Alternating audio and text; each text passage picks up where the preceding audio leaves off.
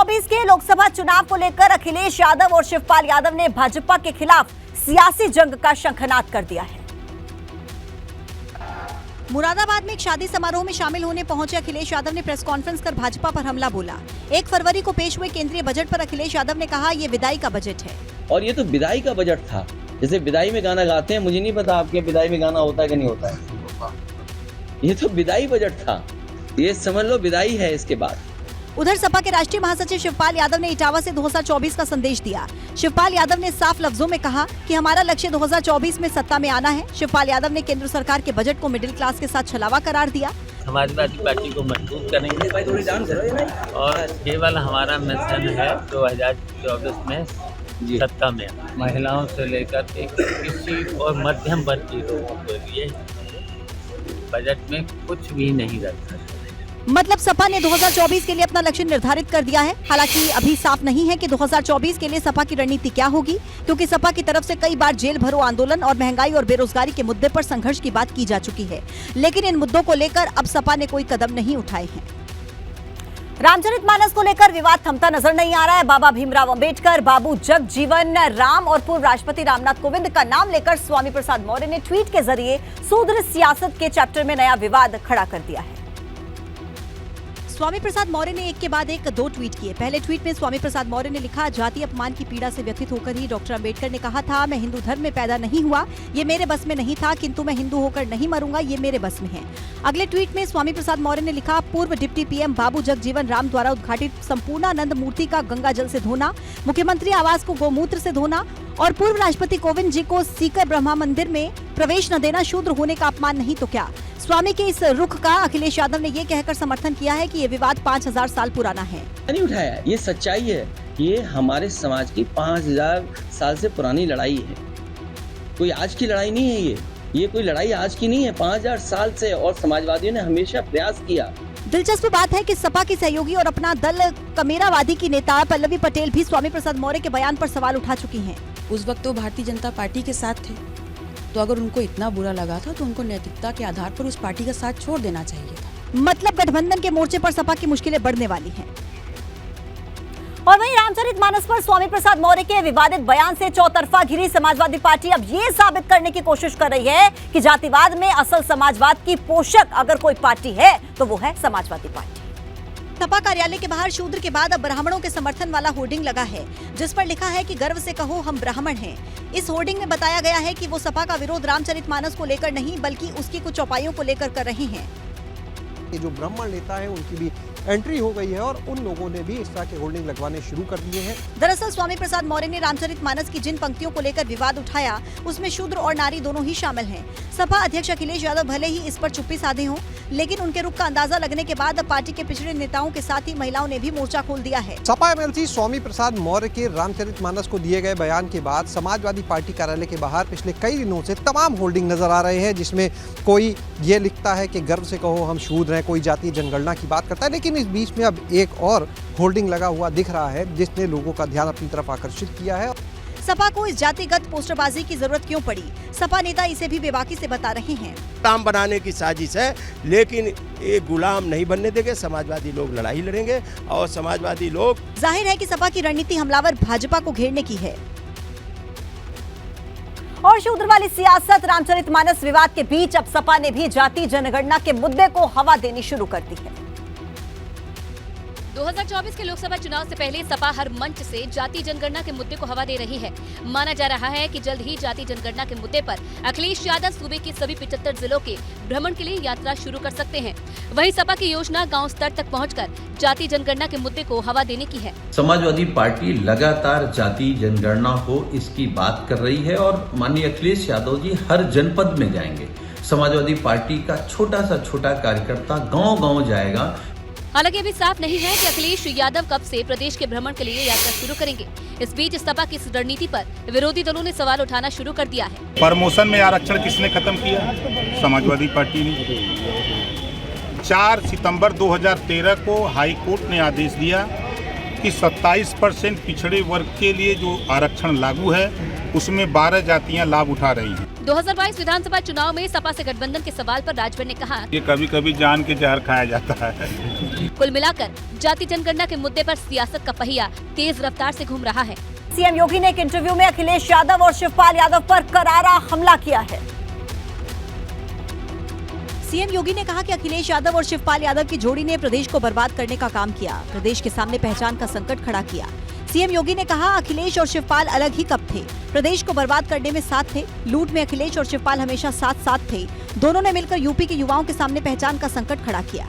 CM योगी ने आगे कहा कि शिवपाल यादव को जब सम्मान नहीं मिलता तो वो कोप भवन में चले जाते हैं, फिर पास आ जाते हैं। सीएम योगी के इस आरोप पर सपा ने करारा पलटवार भी किया है। सपा नेता सुनील सिंह साजन ने सीएम योगी के बयान को मैनपुरी में भाजपा की हार की बौखलाहट बताया है। अखिलेश यादव जी माननीय शिवपाल यादव जी के एक होने के बाद जिस तरीके से भारतीय जनता पार्टी मैनपुरी में हारी, खतौली में हारी है, तो वो बौखलाहट साफ दिखती है और वही बौखलाहट उत्तर प्रदेश के माननीय मुख्यमंत्री योगी आदित्यनाथ जी में दिखी है। दरअसल मैनपुरी संसदीय उपचुनाव के वक्त ही शिवपाल यादव और अखिलेश यादव एक साथ आए थे और मैनपुरी संसदीय उपचुनाव में सपा भाजपा को बड़े अंतर से हराने में कामयाब रही थी। ग्लोबल इन्वेस्टर समिट के जरिए निवेश जुटाने की योगी सरकार की कोशिशों के परिणाम सोच से बेहतर दिखाई दे रहे हैं। निवेश प्रस्तावों का आंकड़ा 21 लाख करोड़ रुपए तक पहुंच चुका है, जो कि राज्य सरकार के तय लक्ष्य 17 लाख करोड़ से कई ज्यादा है। बड़े पैमाने पर मिले निवेश प्रस्ताव राज्य सरकार की नीतियों और प्रोत्साहन पर मोहर लगा रहे हैं। 10 फरवरी से शुरू होने वाले ग्लोबल समिट में 17 करोड़ 12 लाख के निवेश का लक्ष्य था, लेकिन समिट में 13,255 कंपनियां करेंगी 20 करोड़ 96 लाख के MOU। समिट में 15 देशों से निवेशक आएंगे, 1 करोड़ 81 लाख युवाओं को रोजगार मिलेगा और अब तक 13,255 MOU हुए, जिसमें से पश्चिमांचल में 45%, पूर्वांचल में 20%, मध्यांचल में 13%, बुंदेलखंड में 13% निवेश के समझौते हुए हैं। दरअसल 5 जनवरी को महाराष्ट्र में सीएम योगी ने उद्योगपतियों को यूपी में सुरक्षा की गारंटी दी थी और इसीलिए मैं आज स्वयं मुंबई में आया हूं आप सबको आमंत्रित करने के लिए कि उत्तर प्रदेश की इस अपॉर्चुनिटी का लाभ लीजिए। ढेर सारी संभावनाएं हैं, आपको भी, आपकी निवेश को भी सुरक्षा की गारंटी राज्य सरकार देगी। महज 6 दिनों के बाद 10 फरवरी को प्रधानमंत्री नरेंद्र मोदी ग्लोबल समिट का उद्घाटन करेंगे, जिसे लेकर पुरजोर तैयारी चल रही है। 10 से 12 फरवरी के बीच लखनऊ में होने वाली इन्वेस्टर्स समिट को लेकर अब सियासत भी तेज हो चुकी है। दरअसल योगी सरकार इन्वेस्टर समिट से पहले अलग अलग जिलों में कार्यक्रम का आयोजन कर स्थानीय निवेशकों को आकर्षित करने में जुटी है। जालौन में केंद्रीय मंत्री भानु प्रताप वर्मा की उपस्थिति में कार्यक्रम का आयोजन किया गया, तो फतेहपुर, मऊ, महोबा समेत राज्य के दूसरे जिलों में भी कार्यक्रम आयोजित किए जा रहे हैं। योगी सरकार का दावा है कि ग्लोबल इन्वेस्टर समिट के जरिए लाखों युवाओं को रोजगार मिलेगा। इन्वेस्टर मीट हो रहा है, इसमें लाखों लोगों की जो नए नए कारखाने आएंगे, नए नए यहाँ पर जब कारखाने खुलेंगे, यहाँ उत्पादन होगा तो कई प्रकार के रोजगार मिलेंगे। कुछ लोग नौकरी पाएंगे, कुछ रोजगार पाएंगे। योगी सरकार के दावे पर अखिलेश यादव ने सवाल उठाया है। जब देश का इतना बड़ा उद्योगपति डूब रहा है, तो उस इन्वेस्टमेंट के बहाने उत्तर प्रदेश में कौन इन्वेस्टमेंट करने आएगा? साफ है कि इन्वेस्टर समिट का वक्त जैसे जैसे करीब आ रहा है, बार पलटवार की राजनीति की रफ्तार और तेज होगी। All India Muslim personal law board Lucknow में रविवार को कार्यकारी समिति की बैठक बुला चुका है, जिसमें AIM चीफ असदुद्दीन ओवैसी भी मौजूद रहेंगे। उनके साथ अरशद मदनी और पर्सनल लॉ बोर्ड से जुड़े हुए अहम लोग मौजूद होंगे। All India Muslim personal law board में कुल 51 सदस्य हैं, जो इस बैठक में कई अहम मुद्दों पर चर्चा करने वाले हैं। माना जा रहा है कि all India Muslim personal law board की बैठक में समान नागरिक संहिता और धन परिवर्तन जैसे विषयों पर चर्चा होगी। साथ ही प्लेसेस ऑफ वर्शिप एक्ट और पर्सनल लॉ बोर्ड की भूमिका पर भी मंथन किया जा सकता है। बोर्ड के जो मुख्तलिफ काम हैं उनका जायज़ा लिया जाएगा और खुसूसन वो केसेस जिनका कि ताल्लुक़ मुस्लिम पर्सनल लॉ से है और वो अदालतों में चल रहे हैं और बोर्ड उसमें पार्टी है, तो उसमें क्या अभी तक की पेशरफ्त हुई है, क्या डेवलपमेंट हुआ है, इस पर गौर होगा। दरअसल केंद्र सरकार ने समान नागरिक संहिता को लेकर प्रतिक्रिया दी थी। लॉ मिनिस्टर किरेन रिजिजू ने राज्यसभा में कहा था 22वां विधि आयोग समान नागरिक संहिता से संबंधित मामले पर विचार कर सकता है। समान नागरिक संहिता भारतीय जनता पार्टी का एक प्रमुख चुनावी मुद्दा रहा है। 2014 और 19 के लोकसभा चुनावों में ये भाजपा के चुनावी मैनिफेस्टो में भी शामिल था, जिस पर आगे बढ़ते हुए उत्तराखंड और गुजरात के भाजपा शासित राज्यों ने इसे लागू करने की दिशा में कदम उठाया है। अब तक यूपी में माफिया के खिलाफ बुलडोजर चला, लेकिन परीक्षा में नकल करने वालों और उनका सहयोग करने वालों के खिलाफ भी अब बुलडोजर एक्शन की तैयारी है। यूपी बोर्ड की परीक्षाओं को कदाचार मुक्त संपन्न कराने को लेकर अब यूपी सरकार ने बड़ा एक्शन प्लान बनाया है। यूपी बोर्ड की परीक्षा को सफल संपन्न कराने के लिए 253 परीक्षा केंद्र बनाए गए हैं तथा इन परीक्षा केंद्रों में हर परीक्षा केंद्र पर एक केंद्र स्थापक, एक सह केंद्र स्थापक और एक विशेष की नियुक्ति की गई है। परीक्षा की शुचिता भंग करने वाले और नकल करने कराने वालों के खिलाफ रासुका की कार्रवाई के साथ ही प्रशासन कुर्की और बुलडोजर भी चलाएगा। कानून का प्रयोग करने का प्रयास करेगा तो उसके खिलाफ में रासुका कार्रवाई और गंगेशर कार्रवाई के साथ ही बुलडोजर चलाने की कार्रवाई की जा सकती है। मतलब साफ है कि नकल करने वालों पर होगा बुलडोजर एक्शन। यदि कोई केंद्र व्यवस्थापक, परीक्षार्थी या कोई भी अराजक तत्व परीक्षा के दौरान गलती करते हुए पकड़ा जाएगा, संवैधानिक रूप से रासुका की कार्रवाई करते हुए जेल भेजने, बुलडोजर चलाने और उसकी संपत्ति कुर्क करने की कार्रवाई की जाएगी। इस बार 16 फरवरी से यूपी बोर्ड की परीक्षाएं शुरू हो रही हैं, जो 4 मार्च तक चलेंगी। यूपी बोर्ड की परीक्षा को लेकर तैयारियां पूर्ण हो चुकी है और यदि इस बार कोई भी नकल करता है तो उसके भी घर बुलडोजर गुजर सकता है। और देखिए, होली में अभी भले ही 1 महीने देर हो, लेकिन संगम की रेती पर लगे माघ मेले में साधु संतों ने अबीर, गुलाल और फूलों की ऐसी होली खेली कि सभी का मन रंगों में सराबोर हो गया। हर साल की तरह होली से पहले साधु संतों की ये होली माघ मेले के मछली बंद मठ में बड़े ही धूमधाम से मनाई गई। संतों और भक्तों ने एक दूसरे पर जमकर अबीर, गुलाल उड़ाए और फूलों की होली खेली। इस मौके पर संतों ने भक्ति गीत गाए, जिस पर वहां मौजूद श्रद्धालु खुद को रोक न सके। दरअसल दंडी सन्यासियों की ये परंपरा वर्षों पुरानी है। जब माघ मेला खत्म होने लगता है, तब होली से पहले सभी संत और भक्त एक दूसरे पर जमकर अबीर, गुलाल और फूलों से होली खेलकर इस परंपरा को निभाते हैं। संतों की माने तो ये परंपराओं को देवताओं ने शुरू किया, जिसे बाद में ऋषि मुनियों ने अपना लिया है। उसके मुताबिक दंडी समाज सनातनी परंपरा और सिद्धांतों को आगे बढ़ाते हुए हर वर्ष होली मिलन का आयोजन करता है। उसको दूर करने के लिए और सबको हर्षोल्लास से विदा करने के लिए यहाँ होली समारोह किया जाता है। ये हमारी परंपरा है। इस तरह के पारंपरिक आयोजन के साथ ही साधु संत माघी पूर्णिमा स्नान करके मां गंगा को प्रणाम करते हैं और सभी साधु संत मेले से विदा भी लेते हैं।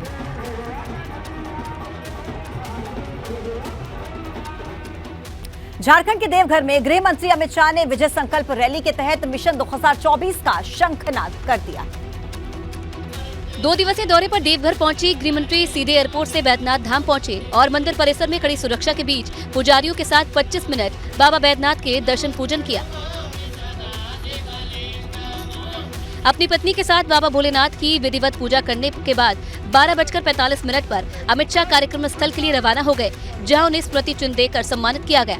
अमित शाह ने मिशन 2024 के लिए भाजपा का दावा मजबूत करने के लिए हाल ही में पेश किए गए आम बजट को सहारा बनाया।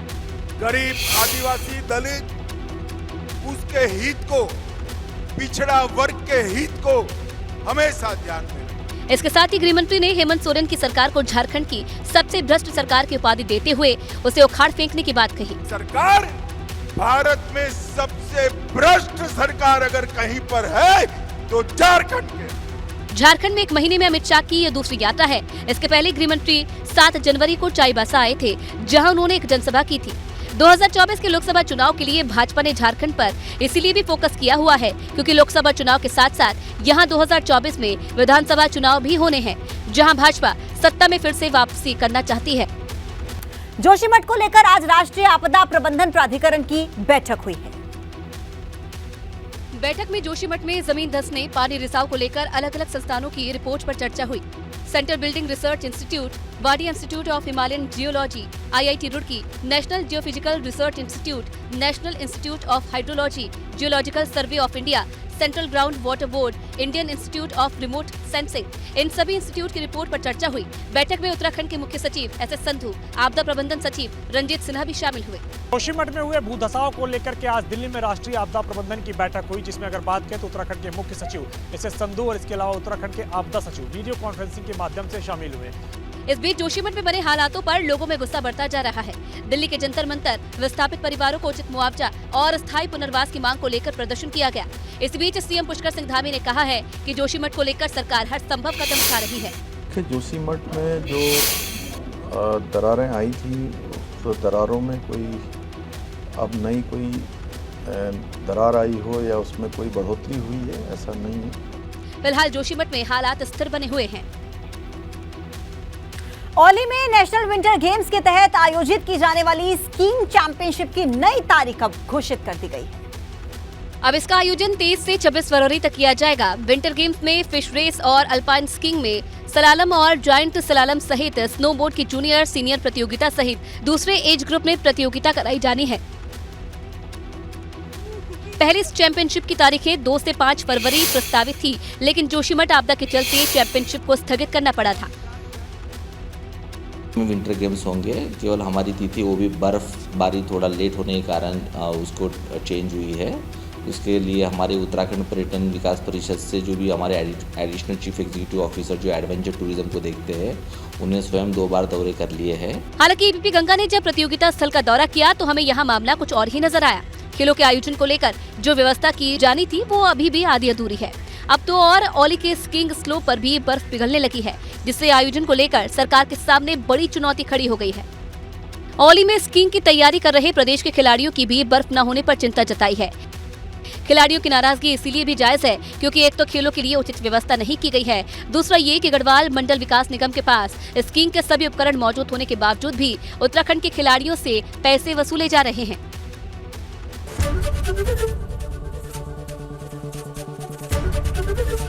एबीपी गंगा, खबर आपकी, जुबान आपकी।